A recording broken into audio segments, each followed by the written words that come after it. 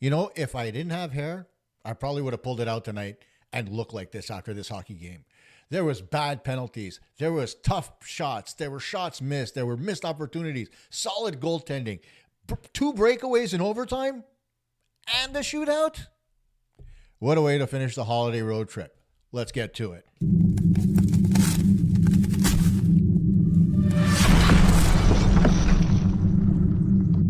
I don't know about you, but my breath was taken away during this hockey game.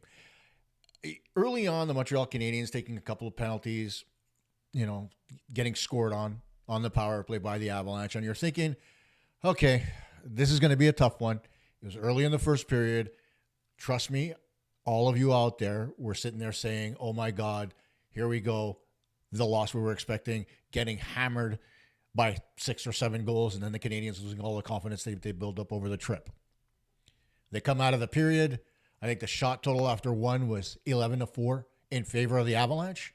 So you're still sitting there thinking, man, oh man, the Canadiens just don't have it tonight. And lo and behold, what happens? Slowly but surely in the second period, they start bringing their shot output up. You're watching Jacob Dobes making saves when he needs to make them against the Avalanche in critical situations, flashing the leather when he needed to, making a kick save when he needed to, but being extremely solid in goal.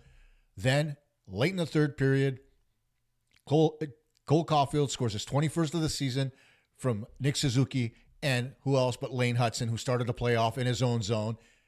Game's tied at 1. But don't tell me that any of you didn't expect a late penalty during the hockey game, because I did, and it happened.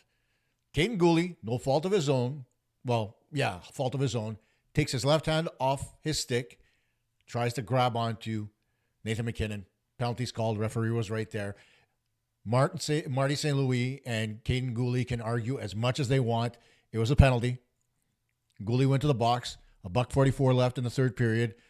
Canadiens kill it off. They also kill off the 16 seconds in the overtime to start the period. But what happens? MacKinnon misses a shot. It rims around the boards. Caden Gooley with a breakaway. Stopped by Mackenzie Blackwood. We continue. Arturi Lehkonen, former Hab, got us to the Stanley Cup final in 2021 with his overtime goal against the Vegas Golden Knights. So we've got some love for him. He runs into Jacob Dobes after a great play by Caden Gooley to take the puck away on a breakaway. And what happens? Canadiens get a 4-on-3 power play in overtime. They go through all that. And at the tail end of the penalty, what happens? Lehkonen comes out of the box. Delayed offside against the Canadiens. They decide not to touch the puck. It goes the other way. Breakaway Lehkonen comes in. Stopped by Dobes. Hearts pumping.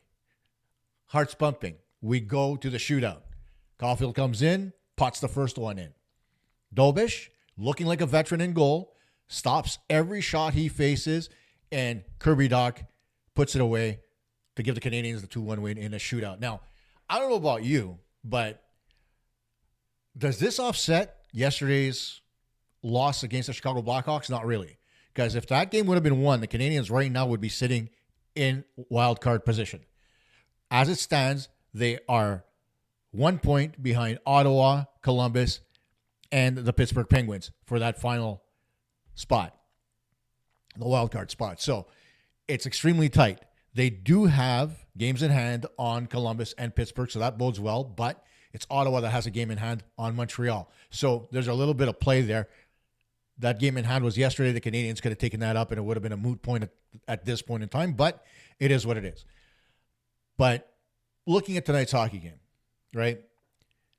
What we complained about yesterday as far as Michael Pezzetta being on the second line and, giving too much time to Struble, who didn't have his legs yet, that changed. You saw Pezzetta get a couple of shifts, mostly on the fourth line, and on the second line, you saw a rotation between Jake Evans, Emil Heineman, and Yoel Armia, which I have no problem with, okay? Basically, what he was doing is he was playing lines 1, 2, 3, 1, 2, 3, 1, 2, 3, 4. And so it kind of evened out as he went along, okay? And that's great. You give a little bit of time to Pezzetta on the ice. You get players that can actually play second line minutes on the second line, in the sense that we know Evans can do it because he did it at center for a bit. when Dach was struggling. We know that Yoel Armia can do it because of his contributions on the power play. And we know that Emil Heineman right now is on a heater with having scored his 10th goal yesterday. So I don't think anybody would argue the point that those three players were the perfect complement. And in doing so, Marty St. Louis also did not break up that line because they were going out there as a line themselves after the 3-shift rotation. So it's great. It was smart. It was the right way to roll it.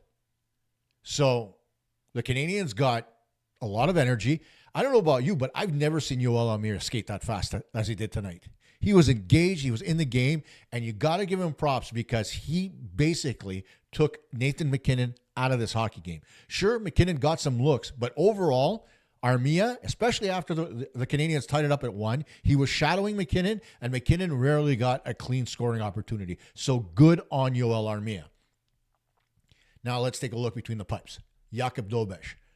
There is nothing to say about the poise that this 23-year-old kid has between the pipes. He is technically sound, plays with confidence, as you saw when he made that great long pass to Gallagher that ended up being offside, but it was a heads-up play, and he did it with a player in his face to boot after making a glove save. So, and you watch him throughout the game, always in good position, tracking the puck extremely well. These are all things that we've pointed out about both Sam Montembeault and Kane Primo not doing very well. And so Dobes is showing exactly what the Montreal Canadiens could have with a technically sound goaltender who plays the position the right way. If you saw in the shootout, the way he outweighted, I forget who it was. It was a second shooter. So bear with me a second. I'm going to bring it up real quick.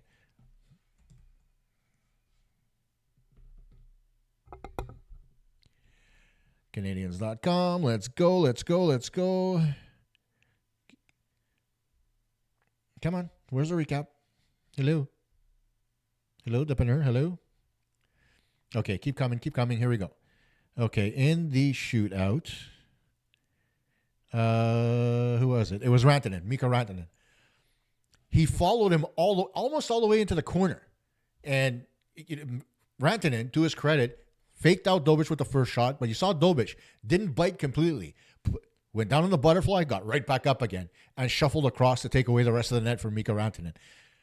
On the first shot, you saw him follow Jonathan Drouin in. Drouin thinking that he had him. Drouin, in Drouin style, went backhand. Glove save made by Dobes. So, I don't know about you, but I'm really happy with the way this is working out right now as far as Dobes is concerned. He's showing the Canadians exactly what they could possibly have if they have a technically sound goaltender. I'm not saying that it's going to stay this way and he's not going to allow goals and so on and so forth. Don't get me wrong. But if you watch the way he plays, the way he moves around the net, the way he tracks, the way he stands up straight and then crouches when he needs to be able to look around the screen, those are all things that the Canadians' goaltending prior to his arrival were having issues with. Now, not so much because Dobes is kind of leading the way in that sense. He's allowed 1 goal in his first 2 starts, and he's looked fantastic through both starts. So good on the 23-year-old. I know Connor Hughes probably would have expected to be up here, but right now it looks like the Canadians made the right choice in bringing Dobes up because it looks like he's NHL ready. Moving on to Cole Caufield. We know he scored in the shootout, but what is there to say about his ability to score big goals when you need him? And that's not to say he's not doing it with help, but Caufield was engaged the entire night. He was creating chances throughout the hockey game, missing on a few, getting shots in close, making Mackenzie Blackwood work. And, that last goal where in the third period, Lane Hudson gets the puck just inside his zone. He chips it up through center to Caufield, to Suzuki, 2-on-1, Suzuki across to Caufield. Caufield settles the puck. Blackwood comes across, and Caufield roofs it. I mean, it's picture perfect. It's the way a 2-on-1 was meant to be drawn up. And Caufield's ability to finish is certainly a plus in a situation like that, especially given the fact that, again, tonight we were missing Patrick Laine and David Savard from the lineup. So the one thing that I'm going to ask, and I don't know if you want to comment about this, is why, in the absence of Laine, did they not go back to having Cole Caufield in the shooter's position on the left-hand side of the power play? He was hovering on the right, and he was going between the right and the point, right, with Lane Hudson switching up with Caufield. So it's hard to understand because prior to Laine coming back off the DL, that was Caufield's spot on the left side for the hammer, right, to be able to, that one-timer. You saw him in overtime in the 4-on-3 overtime on that side, but he never took the shot because the circumstances weren't right. But then during a 5-on-4 power play, again, you didn't see him there. You saw him on the right wing instead. And so I asked myself, it's something worked before. And now that Laine is out, you don't go back to it. Why wouldn't you? Anyway, it's a question for you guys. Put it in the comments. Maybe there's something I'm missing. I don't know. But if it was me, I'd definitely put Cole Caufield back on the left side until Laine comes back. But maybe they just want to keep him there so that he acclimatizes himself to being on that side with Laine in the shooter's position. It is what it is. Anyway, I'm not going to go over it all that much. The last thing I want to talk about tonight, and as this is another one of these quick 10-minute hits that I'm going to be doing for the rest of the season, along with the Sunday night show, normally posted at about 9 p.m., is the holiday trip from hell. It hasn't been a trip from hell this year. Sure, we dropped a game yesterday against Chicago, but overall, you take a look at this trip. Florida, Tampa, Vegas. I mean, you take I'm at a loss, right? Like I can't even remember who they played. That's how bad this is. Okay. But if I go to the schedule, where are you? There you are. And I bring it up on my screen. Of course, it brings me the whole NHL schedule. Hang on a second. I hate when this happens during a show. All right. So let's talk about this trip as a whole. All right. You had the Panthers, 4-0 win, Dobes' shutout. Then you had the Lightning, 5-2 win by the Canadiens in Tampa. Then on the 31st, you had that 3-2 come-from-behind win over the Vegas Golden Knights. So far, 3-for-3. Aces for the Canadiens. Then you go to Friday. They lose against the Blackhawks. And then tonight, they win against the Colorado Avalanche. So think about this for a second. Out of a possible 10 points during this trip, the Canadiens got 8. How many times do we complain about the fact that they don't get the right amount of points, that they don't play up to their competition? They played down to Chicago last night, that's for sure, but I think they weren't prepared because of the fact that of the last-minute changes that were made because of the absence of Laine and Savard. So despite the fact that I was pissed off yesterday at the lack of adjustments by the coaching staff, I'm still going to give them a pass because tonight they adjusted and they adjusted well. So I'll leave it alone. I'll jump on them again the next time they screw the pooch. But overall, how can you be upset with this hockey team? They've put themselves back in a position to contend for a wild card spot. They're not at the bottom of the standings. They're competitive. They look good out there. They're getting opportunities. They're making plays. And they're playing the way that I think we all expected them to come out of the gate playing. Of course, given the fact that they were missing Patrick Laine, it's understandable that they weren't, right? But it comes back to the fact that the Canadiens are working extremely hard. They're getting contributions from different people on different nights. When the first line doesn't produce, the second line does. If the second line doesn't produce, it's the Evans line, and so on and so on and so on. And when you look at penalty killing, Josh Anderson, Christian Dvorak doing yeoman's work on the penalty kill along with Evans and Armia. So that's working out very well. The power play is still running at about 20%, so we can't complain about that. What's there to complain about right now? I think the Canadiens are on the best stretch of the season for sure. And if it continues this way and they remain healthy, it's going to be an interesting stretch till February. Again, yesterday I mentioned it. I'm going to mention it again. I had a discussion with another podcaster out there in regards to being in the mix for a playoff spot and playing meaningful games in April and what it meant as far as the rebuild is concerned. And I gave him 3 different dates during the season that are kind of litmus tests for every team in the National Hockey League. I'm going to go over those tomorrow. But at the end of the day, the Montreal Canadiens did not pass the first one. The second one has not arrived yet, but they are trending upwards as far as the second one is concerned. And if they do trend properly when the second one comes, then the third one and final one will be fantastic. So, right now, the Canadiens are sitting pretty. 39 points on the season, one back of the Ottawa Senators for the wild card spot. And it is what it is. And I'm extremely happy with the result tonight. I was jumping on the couch watching the game because I so didn't expect them to win or even be as competitive as they were. Kind of shows you a little bit how the Avs are I wouldn't call them a one-trick pony because they do have Cale Makar, they do have Rantanen, they do have McKinnon, so they've got some guys with talent. Don't get me wrong. And no, I do not count Jonathan Drouin as a guy with talent anymore. Maybe when he was younger, not anymore. Okay, I didn't like him with Montreal. I certainly will not like him with the Avalanche. Okay, and that's not because any type of bias. It's just I do not have the time for somebody who checks out. Okay, I've had a kid in junior check out twice in 2 seasons because he didn't get selected for a certain team. And so now it's kind of the same situation with Jonathan Drouin. They call it mental health. It is what it is. Sure, it affects you mentally, and it affected him the wrong way. But at the same time, Drouin was dealing with injuries, right, constantly, and that was affecting his mental health as well. So it's a little different. But at the end of the day, there was a stretch in time where Jonathan Drouin checked out of playing hockey with the Montreal Canadiens. And whether it was what people think and he couldn't handle the pressure, or whether it was the constant injuries that were coming to him throughout the season because, he's not the biggest player in the world. It is what it is, right? And you can't play as physical a game as it's expected unless you have a little bit of size and strength. And Jonathan Drouin was not a gym rat. Jonathan Drouin did not have the strongest upper body. It is what it is. So I did not have any real love for him. I didn't like the signing either when he got signed by Marc Bergevin. I thought it was a knee-jerk move to get a French-Canadian forward with a name onto the Montreal Canadiens roster at the expense of a Mikhail Sergachev, right?